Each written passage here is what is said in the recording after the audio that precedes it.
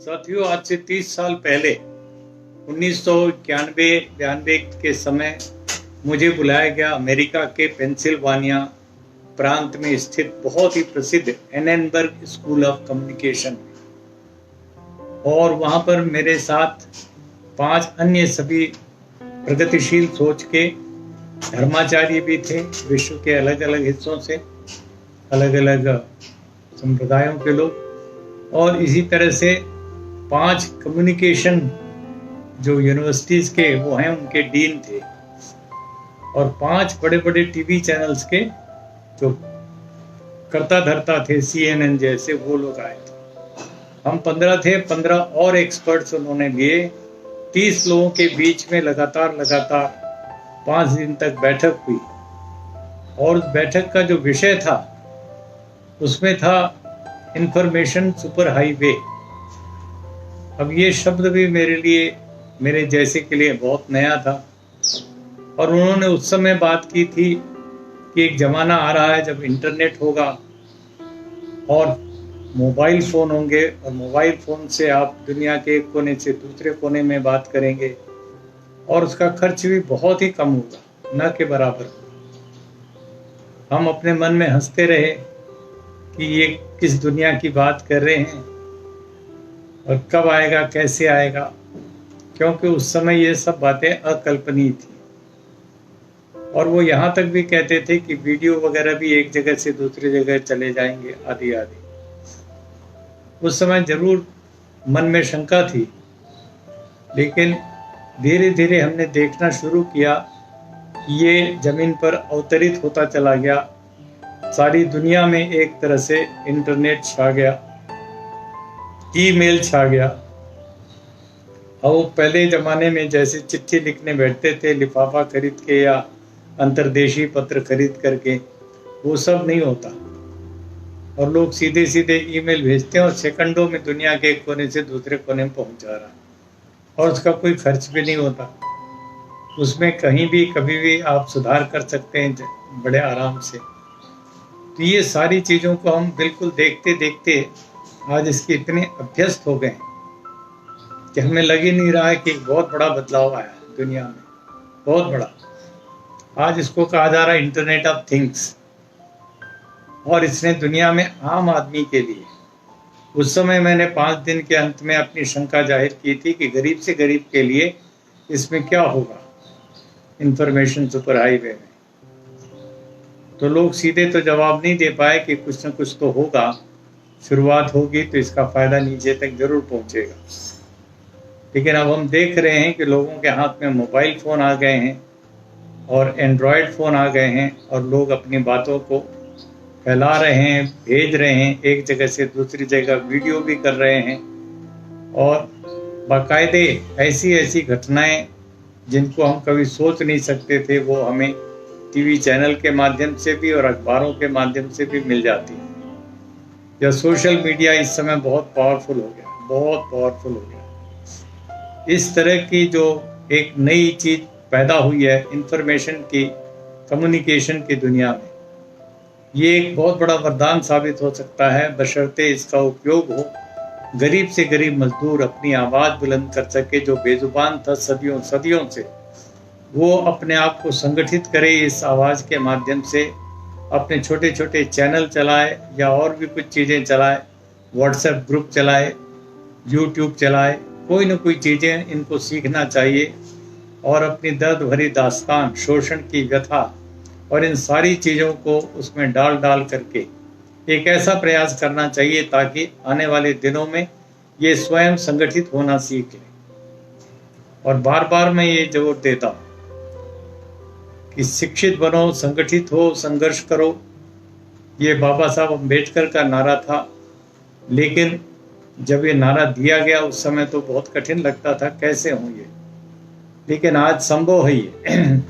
और इसको और अधिक सरल बनाते हुए, यदि हमारे गांव के गरीब किसान, मजदूर, सबसे नीचे पायदान पर जो लोग शोषण के शिकार हो रहे हैं, ठगी के, बेरोजगारी के, और दर दर की ठोकर खाने के लिए, और रेलवे ट्रैक से लेकर सड़कों पर मौत के शिकार हो रहे हैं, ये सारा का सारा परिदृश्य बदला जा सकता है यदि बशर्ते हम लोग इन चीज़ों का इस्तेमाल करके अपने आप को थोड़ा संगठित करना शुरू करें और संगठन के साथ साथ संघर्ष की आवाज़ भी बुलंद करें। मुझे बहुत खुशी है कि ये दौर शुरू हो गया है। अभी कुछ दिन पहले, कुछ महीने पहले मैं कह सकता हूँ कि जब CAA, NRC, NPR थोपा जा रहा था पूरे देश के ऊपर, उस समय भी जब राजनीतिक पार्टियों को सूझ नहीं रहा क्या करना है, उनके कई नेताओं ने तो पार्लियामेंट में बिल पास भी करवा दिया उसमें वोटिंग करके। उस समय छात्र खड़े हुए, यूनिवर्सिटीज के छात्राएं खड़ी हुई और फिर शाहीन बाग जैसा परिदृश्य उभर करके आया। देश भर में शाहीन बाग फैल गया। मुस्लिम औरतें बुर्के तक में भी और बाहर आकर के उसमें प्रोटेस्ट में हिस्सा लेने लगी और तमाम दुनिया भर की मुसीबतों के बावजूद उन्होंने अपने उस प्रोटेस्ट को, प्रतिरोध को जारी रखा और वो इतना जबरदस्त आंदोलन बन गया। यदि ये कोरोना का वायरस ना होता तो अभी तक आप देखते कि सरकार को घुटने टेकने पड़ते, और अब भी टेके हैं। इसके बहाने से जो 1 अप्रैल से होना था, जो मर्दमशुमारी या पूरा सेंसस का काम, वो नहीं हो पाया और अब कब होगा नहीं होगा कुछ नहीं पता, तो सरकार को पीछे हटना पड़ा। अब कुछ घटनाएं ऐसी होती हैं जो हम शुरू करते हैं, लोग शुरू करते हैं और उसमें कोई और जागतिक ताकतें या परिस्थितियां ऐसा मोड़ लेती हैं कि वो और अधिक उसको बढ़ावा देती हैं, सफलता की तरफ ले जाती हैं। ऐसा ही हुआ CAA, NRC, NPR के मामले में, और वो अपने आप अपनी मौत मर गया। कब क्या होगा आगे मैं नहीं जानता, लेकिन अभी फिलहाल के लिए कोई उसकी चर्चा नहीं कर रहा है। इस बीच में मुझे और कुछ बातें कहनी। ग्लोबलाइजेशन का भी दौर 1990 के दशक में शुरू हुआ था, 91-92 में, और उसने पूरी दुनिया में, एक व्यापार की दुनिया में, एक मार्केट कैपिटलिज्म के दुनिया में एक नई पूरा समीकरण खड़ा कर दिया। और उसका भी बुरा नतीजा भी है, लेकिन बहुत कुछ अच्छा नतीजा भी आया। और वो जो देश थे जो कहते थे कि किसी तरीके का आप वो नहीं लगाएंगे, अपने लिए सुरक्षा का प्रबंध नहीं करेंगे, वो देश, अमेरिका जैसे देश अब अपने लिए घबरा रहे हैं और चीन के मुकाबले में, दूसरे देशों के मुकाबले में वो अपने देश की चीज़ों को प्राथमिकता दे रहे हैं। अब ये जो टर्म्स ऑफ ट्रेड थे WTO के तहत, उनको भारी पड़ रहे हैं। यहाँ तक हो गया है कि आज जब हम पूरे देश और दुनिया के ऊपर नज़र उठा करके देखते हैं तो लग रहा है कि अमेरिका एक तरह से पीछे निकलता जा रहा है और दुनिया भर की इधर उधर की बातों को डाल करके चीन को बदनाम करना है। और कोरोना वायरस का वहाँ से शुरुआत हुआ, वुहान से, ये वो करके, और उन्होंने कुछ बातों को छिपाया, कुछ सही कुछ गलत बातें जोड़ के, और उसको पूरी तरह वहाँ की अर्थव्यवस्था को ख़त्म करने की कोशिश हो रही है। लेकिन मुझे नहीं लगता कि चीन इतनी आसानी से मैदान छोड़ के भाग जाएगा, बल्कि अमेरिका का संकट और गहराता जा रहा है। दुनिया की सबसे बड़ी ताकत माना जाने वाला अमेरिका आज कोरोना के एक छोटे से वायरस से इतना प्रताड़ित हो गया है कि हजारों लोग रोज के हिसाब से मर रहे हैं, और उसकी मिलिट्री, उसका परमाणु आयुध जितना है, सब कुछ वो बिल्कुल बेकार पड़ा हुआ, कुछ नहीं कर पा रहा है। क्या करे वो? ऐसे हालात को देख करके हमें लगता है कि कुछ ऐसी प्राकृतिक और जागतिक ताकतें हैं जो इन बड़े बड़े पागल हुए, अहंकार में चूर हुए लोगों के होश ठिकाने लगा रही है। जो मार्केट फोर्सेस का इतना दबदबा था, आज वो सारा का सारा ढीला पड़ता हुआ दिखाई पड़ रहा है। तो ये एक अच्छी बात है। अब इसमें से आगे चल करके आर्टिफिशियल इंटेलिजेंस का जन्म हुआ है, रोबोट्स बन रहे हैं, और रोबोट्स के द्वारा क्या क्रांति आएगी, कितना फ़ायदा होगा गरीबों को, ये अभी कल्पना की दुनिया में है। लेकिन मुझे निश्चित लग रहा है कि इससे गरीब से गरीब लोगों को जो हाड़ तोड़ मेहनत करनी पड़ती थी, उससे छुटकारा मिलेगा और उनको कुछ न कुछ अवकाश मिलेगा, समय मिलेगा अपने और आत्मिक सांस्कृतिक विकास के लिए। तो लोग कोई भूख से नहीं मरेंगे, कोई इस प्रकार के हालात नहीं बनेंगे, ऐसी उम्मीद करके मैं इस बदलाव के बयार का स्वागत करता हूँ। आज एक तीसरी चीज बहुत जबरदस्त हुई है और वो है कि तमाम मंदिर, मस्जिद, गुरुद्वारे और चर्च, इनके दरवाजे बंद पड़े। मुझे इतनी खुशी हो रही है कि इन लोगों ने सदियों सदियों से जिस तरह जनता को, खास करके गरीब लोगों को, भोले भाले लोगों को बेवकूफ बनाया और उन्हें एक तरीके से शोषण करके, उनका इमोशनल शोषण कहिए या कुछ भी, और उसमें से उन्होंने अपनी दुकान, ठगी की दुकान चलाई। आज कोरोना वायरस के इस प्रकोप ने उन सबको ठंडा कर दिया। उनके तमाम बड़े बड़े देवी देवता आज किसी काम नहीं आ रहे। पोप का वेटिकन सेंटर सूना पड़ा हुआ है। केदारनाथ के पट खोले भी गए और बंद भी हैं, कोई फर्क नहीं पड़ रहा है। इसी तरीके से दुनिया के और देशों के और जितने भी मंदिर, मस्जिद, गुरुद्वारे, चर्च, ये सब सुनसान पड़े हुए हैं। कहाँ गई इनके बहुत बड़े सर्वशक्तिमान ईश्वर की ताकत? और इसलिए मैं चाहता हूं कि ये क्रम जारी रहना चाहिए, ताकि धर्म के नाम पर जो अंधविश्वास, पाखंड और दुकानदारी चल रही थी, उसके ऊपर लोग सवालिया निशान खड़े करें और असली जो अध्यात्म है, उसकी शक्ति है सत्य, प्रेम, करुणा और न्याय।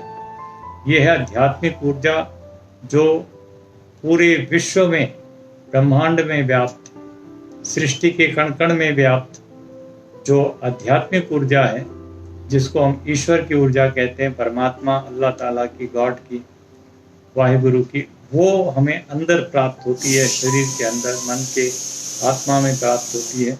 उसको लेकर के हम आगे बढ़ेंगे। हमें बाहर के ईंट, चूना, पत्थर, सीमेंट, इनसे बने हुए मंदिरों की कोई जरूरत नहीं, न बीच के दलालों की जरूरत है, बिचौलियों की कोई जरूरत नहीं है। इस तरीके से इनकी भूमिका एक तरह से खत्म होती जा रही है।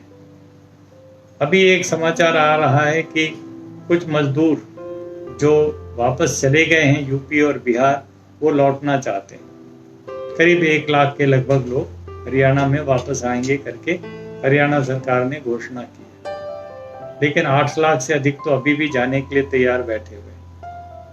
मान लिया कि 1 लाख लोग वापस आना चाहते हैं, तो उनसे मेरी पुरजोर अपील है कि या तो आप बिल्कुल मत आइए, वहीं रहिए, संगठन बनाइए और संघर्ष की आवाज बुलंद कीजिए। आपको आपकी सरकारों ने, नेताओं ने धोखा दिया। किसी सरकार ने ईमानदारी से आपके लिए स्पेशल ट्रेनें, बसें नहीं चलवाई। और इतना इतना ये हृदय मतलब जैसे फट जाता है इनके पूरे दृश्य को देखकर। रवीश कुमार जी का जो प्राइम टाइम आता है NDTV पर, उसको देख करके रोज रात को मैं रोता हूँ। मुझे लगता है कि इन सरकारों को क्या हो गया है, इतनी अपार संपदा होते हुए भी ये क्यों नहीं गरीब से गरीब मजदूर के लिए कुछ ईमानदार कोशिश कर रही? नहीं करती। कहने के लिए, लफाजी के लिए बहुत बातें करेंगे, लेकिन वास्तविकता जमीन पर बिल्कुल अलग चीज है। झूठ है इनका जो दावा है, और उसकी वजह से मजदूर पिस रहा है। और अब तो मजदूर कानूनों को निरस्त किया जा रहा है। 3 साल का पूरा उत्तर प्रदेश की योगी आदित्यनाथ ने घोषणा कर दी, ऑर्डिनेंस निकाल के, कि सारे कानून मजदूरों के रद्द हो जाएंगे, कोई लागू नहीं होगा। यही मध्य प्रदेश की सरकार कर रही है, महाराष्ट्र की सरकार, कई प्रांतों की सरकारें इसमें जुट गई हैं। मजदूरों का जो हक है उसको छीन लो, बंद कर दो, खत्म कर दो। मुझे लगता है कि ये सब आसार बन रहे हैं, हालात बन रहे हैं, जिसमें मजदूर पहले से ज्यादा अधिक और संगठित होकर के अपनी लड़ाई लड़ेगा। मजदूर को ध्यान रखना पड़ेगा कि वो किसान को अपने साथ ले, किसान को ध्यान रखना पड़ेगा मजदूर को साथ। ये दोनों सबसे ज्यादा मेहनत कश तबके हैं, इन्हीं के बल पर दुनिया टिकी है। महर्षि दयानंद ने किसानों को कहा था राजाओं का राजा है, और आज उस राजाओं के राजा का हाल इतना बुरा है कि देख करके दुख होता है कि आज अन्नदाता किसान पूरी तरीके से दाने दाने के लिए भी मोहताज हो रहा है। अब ये सारे हालात बन भी रहे हैं और इसी में से कोई आशा की किरण भी फूटती दिखाई पड़ रही है। आइए हम लोग सोचें, चिंतन करें, कोई प्रयास करें, जो जहां भी है इस विचार को, इस संकल्प को लेकर के आगे बढ़े कि अब हमें दुनिया को बदल के दिखाना है। केवल इन बड़ी बड़ी पॉलिटिकल पार्टियां और सरकारों के बल पर या नौकरशाही के बल पर नहीं बदला जाएगा। छात्र शक्ति, युवा शक्ति और जनशक्ति, लोक शक्ति, ये आएगी आगे और ये बदल करके दिखाएगी, अपने हाथों में ताकत लेगी और आगे इनके साथ कभी धोखा न होने पाए, न कोई धर्मगुरु धोखा दे सके और न कोई बहुत बड़ा उद्योगपति धोखा दे सके। यदि इन मजदूरों को लौटना ही है हरियाणा, गुड़गांव, आप कहीं पर भी, तो उनको बाकायदे शर्त रखनी चाहिए कि जो 7वां वेतन आयोग का फैसला था, कम से कम मजदूरी 18,000 रुपये महीना और उसमें भत्ते जोड़ करके 25,000 रुपया बनता है, अर्थात 1,000 रुपये प्रतिदिन। इस प्रकार की मजदूरी पर वो अड़ जाएं और साथ में ये भी मांग करें, और ये उनका हक बनता है। नेशनल मिनिमम वेज सरकार ने वादा किया था, वो लागू नहीं कर रही है। और इसी तरीके से हम कहें कि जो 1979 में 1979 में कानून बना था, inter state migrant workmen's act, वो अक्षरशः इन लेटर एंड स्पिरिट लागू हो। उसमें सारी व्यवस्था होती है, हर 6 महीने में मजदूर को अपने गांव वापस जाने की सुविधा किराए के साथ, और 1 महीने का जो वेतन बनता है उसका आधा उसको भत्ते के रूप में मिलता है। उसको रहने के लिए जहाँ भी वो काम करता है उसको मकान की सुविधा, कमरे की, नहाने, पानी, धोने, सब चीज़ों की व्यवस्था है। तो इस प्रकार के जो हैं, और सामाजिक सुरक्षा के जितने भी कानून बने 2008 के कानून में, वो भी सख्ती से अमल में लाए जाएं। सरकार इनको प्राथमिकता की दृष्टि में लेकर के यदि मजदूरों को ये व्यवस्था करे तो भी उनको वापस आना चाहिए और उनको लागू करवा करके तब उसमें भाग लेना चाहिए, न कि झूठे आश्वासनों के फिर से शिकार बनो। और अभी कुछ नहीं पता कब तक ये लॉकडाउन चलना है और इसका क्या क्या और इलाज होना है। इसलिए दोस्तों और साथियों, आओ हम लोग आगे बढ़ें और आने वाले समय में विज्ञान की भी मदद लें, सच्चे अध्यात्म की मदद लें और एक अच्छी सच्ची राजनीति पैदा करें देश में, जहां जनशक्ति ही फैसला करे, लोक शक्ति पैदा करे, एक असली ताकत, राजनीतिक ताकत। और वैसे ही पार्टियों को जातिवाद के नाम पर या और कुछ पैसे आदि के लालच में आकर, शराब की बोतल में आकर वोट डाल देना, ये सब चीज़ें बंद हो जाएं। मुझे लगता है कि एक नई चेतना उभर करके दुनिया में, देश में, खास करके भारत में आ सकती है और इसका हम सब लोगों को, प्रजातंत्र को मजबूत करने का एक बहुत बड़ा मौका है। मैं इन्हीं शब्दों के साथ, आपने जो इन बातों को सुना, इसको फैलाइए, सुनवाइए, दोस्तों को भेजिए और इसको फैला करके इतना बड़ा एक आंदोलन सा बनाइए ताकि लगे कि अब मजदूर जाग चुका है, किसान जाग चुका है, मेहनत का संगठित हो रहा है। और कार्ल मार्क्स ने जो नारा दिया था, संसार के मेहनत कशो एक हो जाओ, तुम्हारे पास खोने के लिए कुछ नहीं, खोने के लिए कुछ भी नहीं है। अब ये जो मजदूर दर दर की ठोकर खाते हुए सड़कों और रेलवे ट्रैक पे जा रहे हैं, इनका कोई क्या छीन सकता है? इनकी पोटली में क्या है, कितना धन दौलत है, और ये क्यों मारे मारे फिर रहे हैं? इसलिए इनके पास खोने के लिए कुछ नहीं है। और यदि संगठित हो जाए तो पूरी राज्य शक्ति इनके हाथ में आ सकती है, लेकिन उसके लिए जातिवाद की पूरी संकुचित संकीर्णता को छोड़ना पड़ेगा, ऊंच नीच का भेदभाव खत्म करना पड़ेगा, सांप्रदायिकता से भी लड़ना पड़ेगा। आपस में हिंदू मुस्लिम ये जो बेकार की लड़ाई मंदिर मस्जिद की, ये सब भी बंद करने पड़ेंगे। शराब जैसे नशों से और दुनिया भर के नशों से दूर रहना पड़ेगा। और सबसे गंदा नशा है अंधविश्वास का, पाखंड का। उससे भी बच करके अपनी ऊर्जा, अपना तर्कशीलता, अपनी